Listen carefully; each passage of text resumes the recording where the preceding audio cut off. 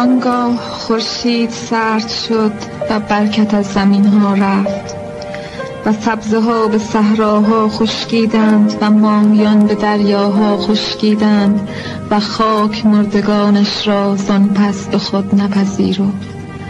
شب در تمام پنجره های پرید رنگ مانند یک تصور مشکوک پیوسته در تراکم و طغیان بود و راه ها ادامه خود را در تیرگی رها کردند.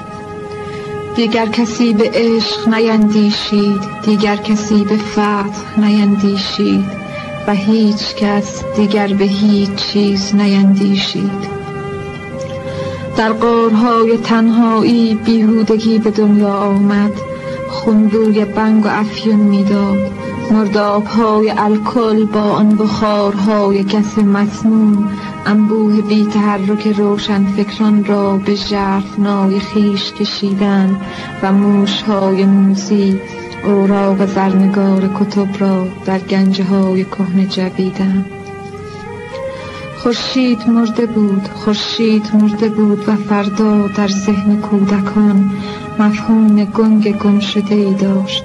آنها قرابت این لفظ کهنه را در مشق‌های خود با لکه درشت سیاهی تصویر می‌نمودند.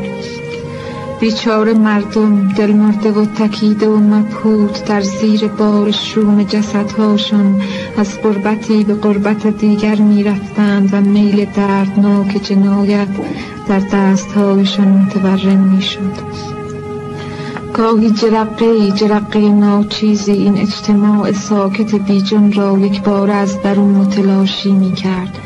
آنها به هم هجوم می‌آوردند. مردی گلوی زنش را با کارد می‌برید و مادری یکایک اطفالش را در آتش تنور می‌افکند.